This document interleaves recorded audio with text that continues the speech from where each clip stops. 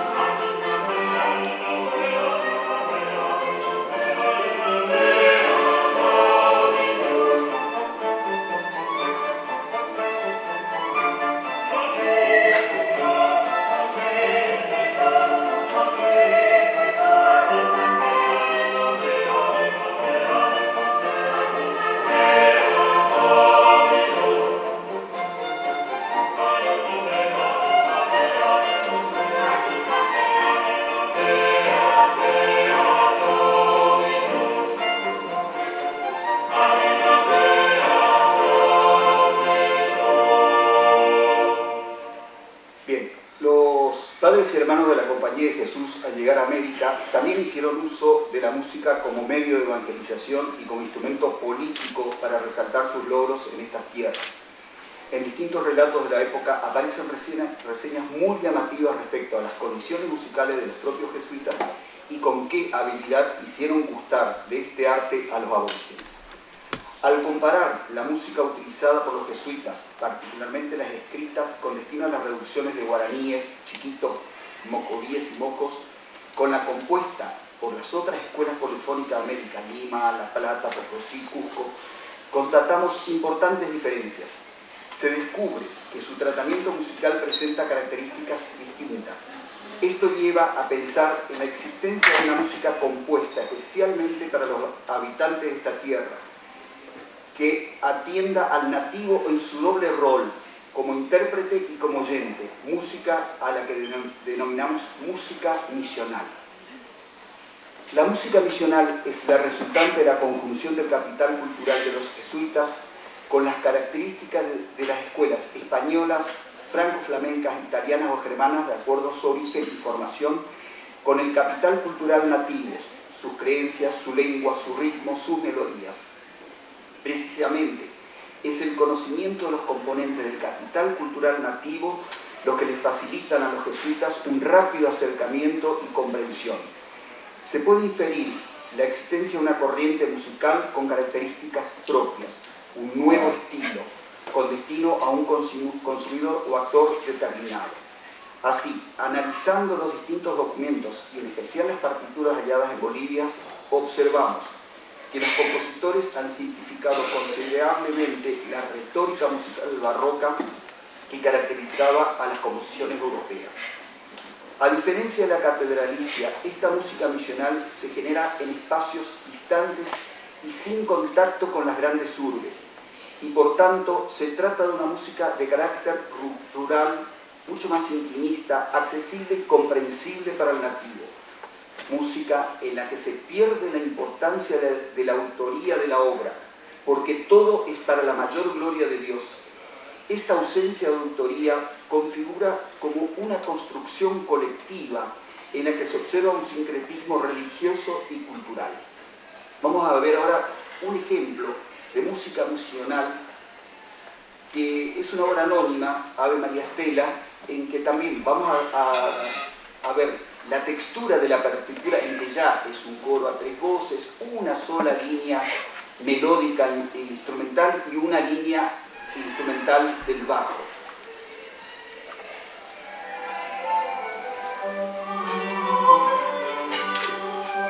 Ya la misma textura de la partitura nos muestra que es totalmente simple respecto a lo que era la catedralicia, que eran 4 coros, una orquesta.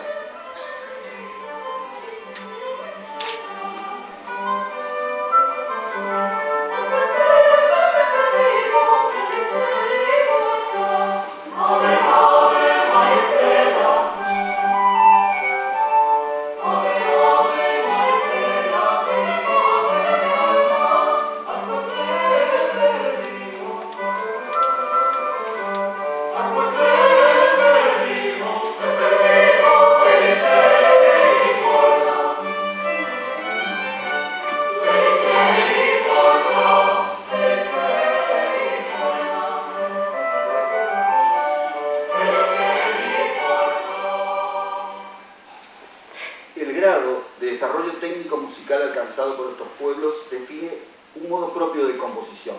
Estamos en presencia de la música misional que se diferencia sustancialmente del estilo italianizante europeo y por ende del catedralicio colonial. Analizando las obras que conforman el corpus musical del archivo de Chiquitos y comparándolas con otras del mismo género pero pertenecientes al repertorio de las catedrales americanas y europeas, comprobamos que el discurso y la estructura que presentan difieren musicalmente en varios aspectos. Voy a definir algunos. Textura. En la mayoría de las obras es homofónica, es decir, una coincidencia entre sonido, texto y ritmo entre voces e instrumento. O sea, hay una fuerte tendencia a lo vertical, o sea, escuchamos los acordes, permitiendo de esta manera un discurso mucho más fluido del texto y el entendimiento del mensaje cristiano es mucho más claro. La relación música-texto. Generalmente el estilo es silábico, es decir, una sílaba, un sonido, aspecto íntimamente relacionado con las texturas homofónicas. Una es consecuencia de la otra. Se asigna el estilo melismático, o sea, para una sílaba varios sonidos únicamente a los pasajes de solistas o para cuando se reitera una frase dando una cierta variedad a la obra. El texto presenta un tratamiento literario muy particular, caracterizado por la repetición de palabras, incisos o frases. Interpretamos que esta forma de elaboración se corresponde con la función pedagógica orientada al aprendizaje de los principios cristianos y con la finalidad de aprender a leer, escribir y cantar. Si recordamos el ejemplo anterior, justamente se reiteraba constantemente pequeño fragmento de la melodía y el texto, lo decía un solista, lo decía las tres voces del coro y así sucesivamente. No es habitual el uso de la policoralidad, pero existen algunas obras escritas para 2 o 3 coros. El orgánico vocal de las obras es a 3 voces, soprano, contralto y tenor, y esto particularmente porque entre chiquitos y guaraníes no existía la voz del bajo, normalmente la voz del hombre es una voz aguda. O también aparecían obras a 4 voces, soprano, contralto, tenor y bajo, pero el bajo en realidad pasa a ser un tenor segundo. La mayoría son obras vocales instrumentales, como una necesidad de la evangelización, puesto que es una textura mucho más llamativa. El orgánico instrumental presenta 1 o 2 partes para instrumentos melódicos. Generalmente todas las obras que aparecen en el archivo figuran como violines. Y una parte para el continuo, o sea, la voz grave, órgano, violón, bajo, arpa, etc. Pero si nos guiamos por los inventarios del momento de la expulsión, podemos deducir también que utilizaban instrumentos de vientos que generalmente aparecen por pares, como ser flautas, clarines, chirimías y bajones. Esto particularmente en reducciones de guaraníes. En cuanto a la autoría, la mayor parte es anónima. Algunas obras, por su estilo de composición, se pueden atribuir a algún compositor o a la escuela de estos compositores, por ejemplo, Zipoli, Schmidt o Bassani, entre otros. Respecto a la manera de componer, podemos señalar como características distintivas de la música misional y las que realmente definen este estilo, el octaveo instrumental, entre violín y continuo, o sea, una línea que toca el violín en el agudo es repetido en el grave por un bajón o un instrumento que hace ese continuo. Esta forma de componer no aparece en otros estilos. Duplicación, algo libre, no textual, de la voz aguda del coro con el violín o en algunos casos la voz de la contralto con el violín. También vemos que la voz grave del coro tiene una cierta independencia respecto a la línea del bajo, o sea, hay una independencia entre el bajo coral y el bajo instrumental. El estilo de la escritura del violín, y esto es interesante, se presenta con reiteración de notas, como si fuera un movimiento perpetuo. En gran medida se puede tocar en primera posición, pero también podemos suponer que estas notas repetidas son una imitación de las reiteraciones que aparecen en las melodías étnicas. Y también podemos hacer una relación entre las tonalidades. La mayoría de las obras que están en el archivo están en un tono de fa o re, digamos, que tiene que ver un poco con el arpa diatónica y también en la tonalidad que están las melodías étnicas normalmente.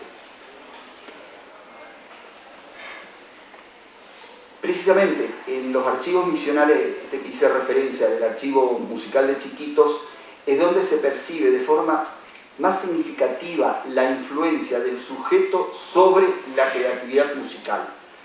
Esta influencia se refleja en primera instancia en la utilización de textos en lengua nativa, chiquitano, guaraní y otras, para musicalizarlos con una textura sencilla e íntima acorde a la personalidad y carácter de los pueblos evangelizados. Las obras musicales halladas en las antiguas reducciones chiquitanas de San Rafael de Santana, provincia de Lasco, departamento de Santa Cruz, en Bolivia, constituyen el monumento más importante y amplio de todos los repositorios de música de las reducciones conocidas hasta ahora. Los manuscritos fueron preservados por los músicos indígenas de dichos pueblos y reunidos en 1972 por el arquitecto Hans Roth a fin de conservarlos y evitar su progresivo deterioro. Sirven de ayuda para comprender y valorar los logros musicales de las misiones jesuíticas. Vamos a ver algunos ejemplos de estos manuscritos. Hay muchos que están muy destruidos, pero como hay varias copias de las obras, se puede ir componiendo, y otras partes, bueno, que se han perdido, queda a cargo del musicólogo reconstruir y agregar las partes faltantes.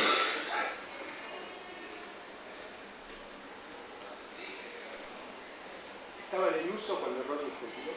¿Cómo? ¿Estaban en uso cuando Roth los cultivó? No, en realidad, bueno, los chiquitanos, quizá la diferencia con los pueblos de guaraníes, ellos después de la expulsión continuaron con sus prácticas, pero a través de una tradición oral, y fueron perdiendo lo que era toda la técnica de la lectoescritura, pero sí, siguieron copiando las partituras, inclusive hay en partituras copiadas en hojas rayadas, ese tipo Rivadavia del colegio, pero que ya en este momento son totalmente inexactas, casi la copia de un dibujo.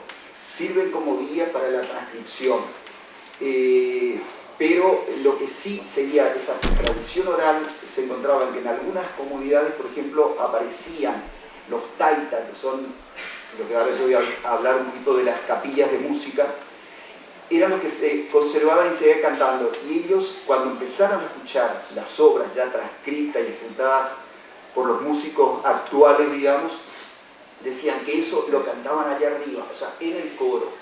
O sea que quedó todavía esa, pervive, digamos, en Bolivia esa música, inclusive me ha tocado estar, digamos, en determinadas festividades en que termina un concierto, salimos a la plaza y hacen su música con sus instrumentos y se reconocen muchas de las melodías que realmente están en el archivo. O sea, ahí la historia no se cortó, digamos. En cambio, nosotros hemos perdido todo nuestro material y el corte con la diáspora fue importante. Bien, la acción evangelizadora de los jesuitas se caracterizó por la comprensión de la cosmovisión religiosa de los nativos, como umbral para articular los componentes de ese universo trascendente con los predicados de la nueva religión. Una mirada retrospectiva a la acción de los jesuitas en el ámbito de las misiones da cuenta de un conjunto de evidencias que muestran que los mismos lograron una comprensión de los rasgos fundamentales de la identidad nativa. En consecuencia, podemos suponer que existió un pacto tácito entre nativos y jesuitas, al menos eso parece inferirse de la frecuencia de la utilización de expresiones tales como asusanza en los relatos de las cartas anuas, que da cuenta que en algunas cuestiones se dejaba que los nativos actuaran a su manera. Otra referencia constituye la instrucción del padre Diego de Torres a los fundadores de los pueblos de guaraníes respecto a la manera de definir la traza del poblado, en la que afirman que debían hacerse como más le gustaron a los indios, esto es, considerar su ñanderecó, término que aluda a su manera de ser. Sin desconocer las diferencias entre unos y otros, rituales y costumbres del mundo nativo pasaron a integrar ese universo de sentido en el cual se fue fraguando la acción evangelizadora de los sacerdotes. Esta dualidad de corpus espirituales convergió en la configuración de una cultura misional, fenómeno que no tiene correlato en otros espacios coloniales. Pasaré a describir algunos ítems importantes que mostramos, la intervención del nativo y que lo podemos constatar con el material que está en el archivo. Las capillas de música. Como otras evidencias del lugar reconocido de la cultura y el protagonismo de los nativos dentro de las prácticas musicales, debemos destacar que estaban integrados en capillas de música como instrumentistas y cantantes, y uno de ellos constituía un maestro de capilla. En muchas partituras del archivo se encuentran las firmas o los nombres de sus maestros de capilla, lo que atestigua esta práctica. Leyendo este relato nos describe exactamente cómo estaba constituida una capilla de música. O sea, los cantantes, que hay que declarar que siempre fueron niños o jóvenes varones, no tenía injerencia la mujer en la capilla de música, por más que hay algunos relatos, el mismo Antonio Sepp dice de la práctica de coros mixtos, pero yo creo que se refiere más a un canto comunitario que a la propia capilla de música. Y donde sí estaba permitida la intervención de la mujer fue en la provincia jesuítica del Alto Perú, en que sí se habla y por los registros se ve la intervención de la mujer con el hombre en la capilla de música. Y ahí vemos las firmas o los nombres de los nativos que oficiaban como maestros de capilla.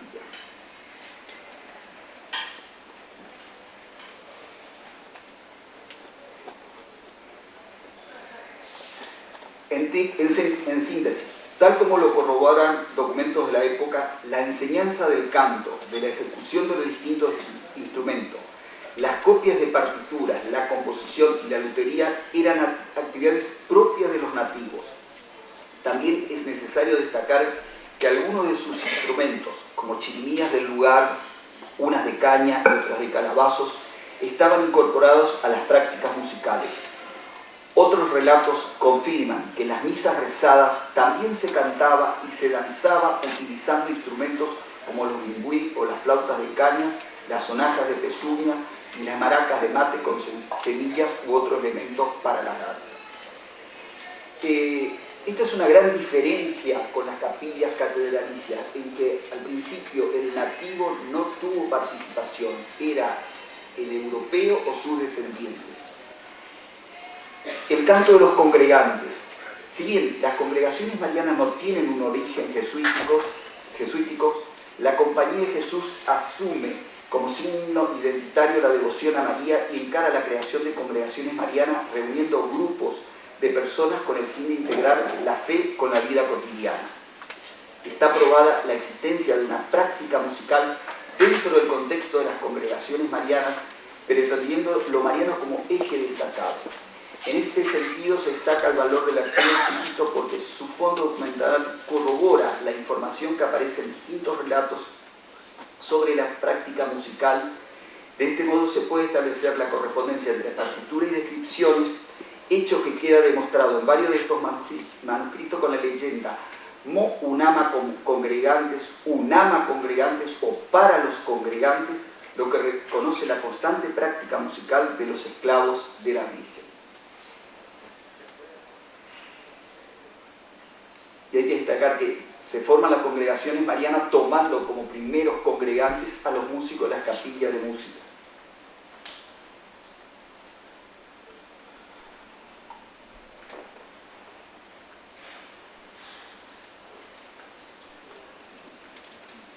Y acá vamos a escuchar un pequeño ejemplo de un Salve Regina, o sea, un canto de congregantes.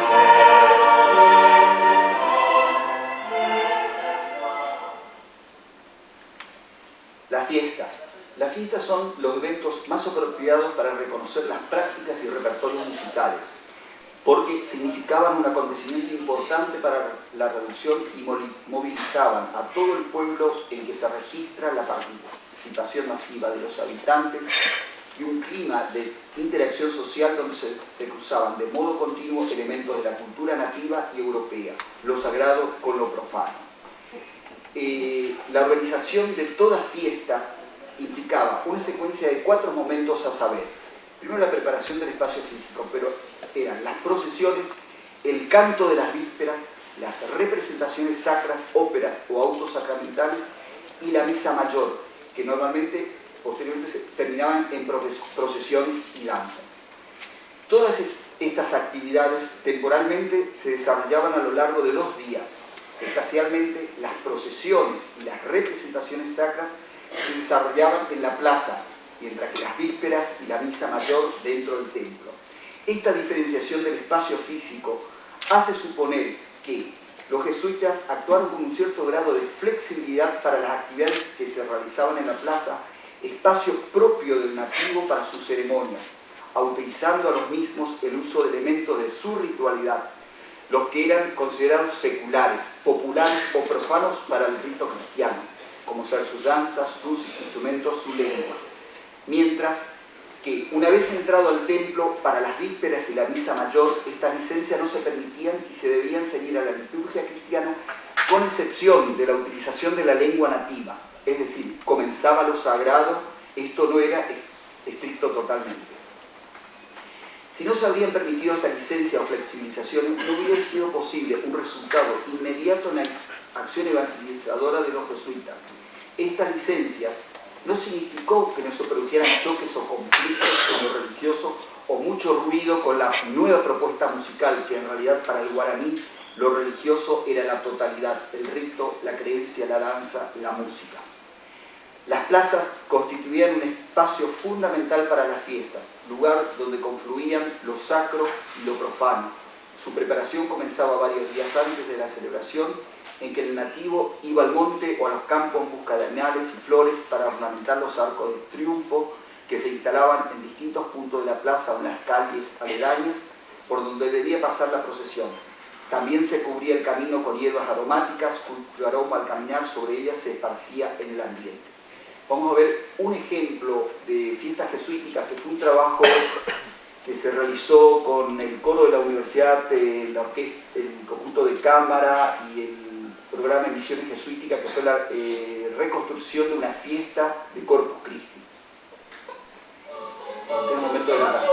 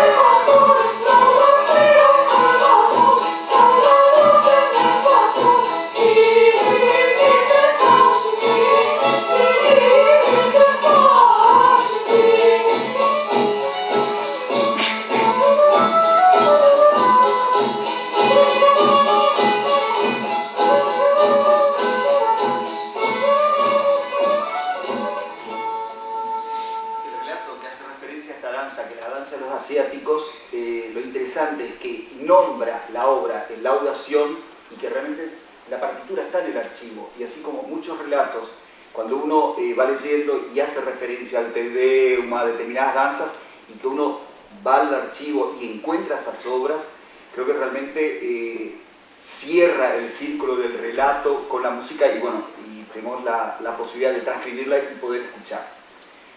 El teatro fue una herramienta utilizada con todo éxito por los jesuitas en su trabajo de evangelización, recurriendo generalmente a un argumento moralizador y edificante, necesarios para el logro de sus objetivos.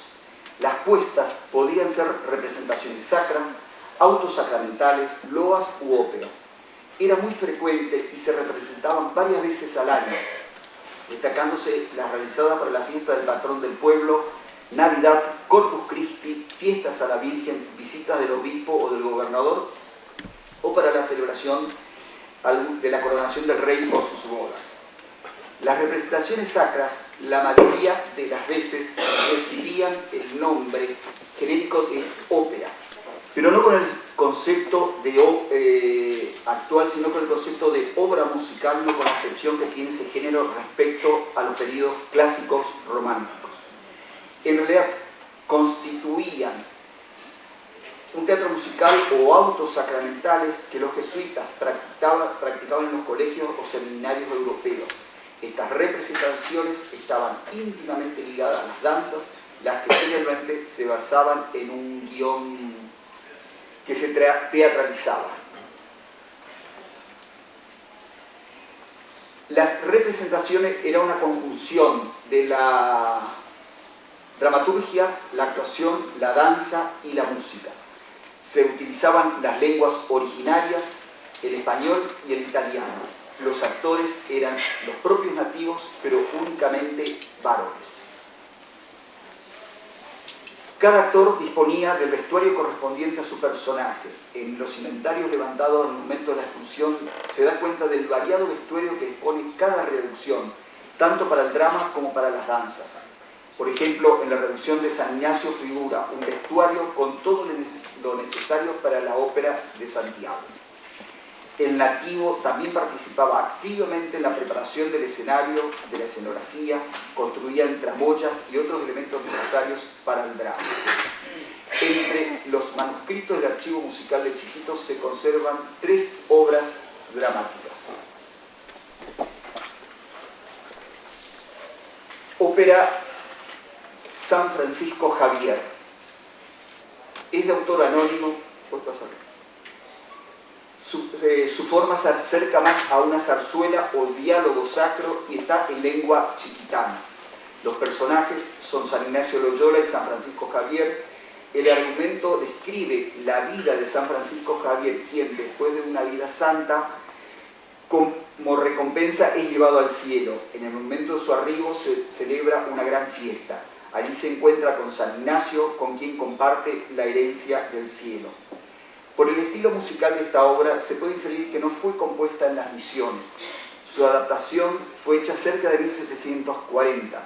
Fue una obra de gran popularidad a juzgar por la cantidad de copias post-jesuíticas de la partitura, lo que demuestra sus representaciones posteriores. Otra obra es El Justo y el Pastor.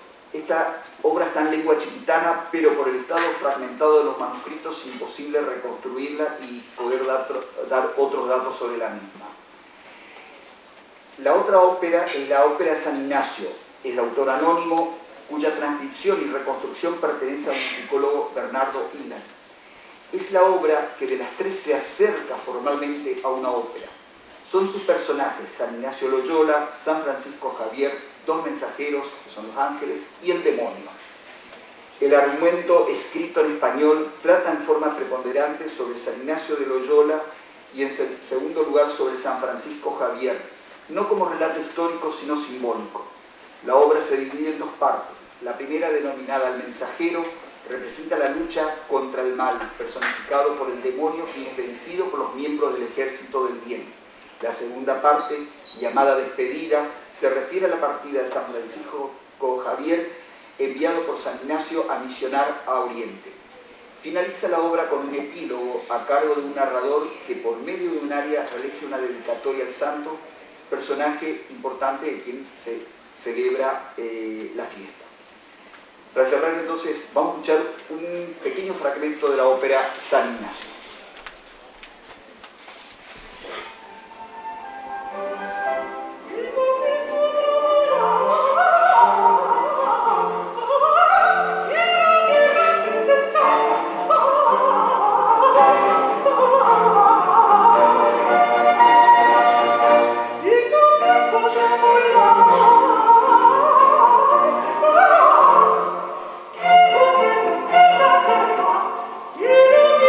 This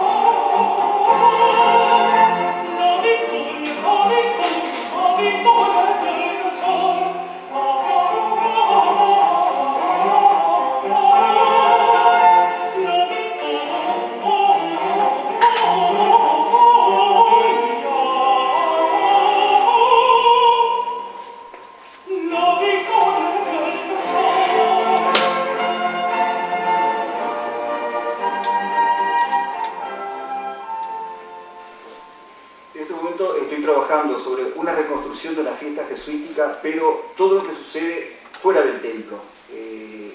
Anteriormente había trabajado sobre el juego de víspera, o sea, dentro del templo, y ahora estoy trabajando sobre lo que serían las procesiones, la ópera, San Ignacio y las representaciones sacras, pero con la idea de una nueva imagen sonora, no haciendo desde lo musical una presentación historicista, ya que voy a utilizar instrumentos modernos, un coro moderno, en lugar de que canten contratenores y todo eso, sino un tenor, o sea, yendo a lo que sería una imagen sonora actual, pero como valor importante, rescatar lo que era la fiesta, o sea, la música que pasaba en la plaza o en el atrio de las iglesias.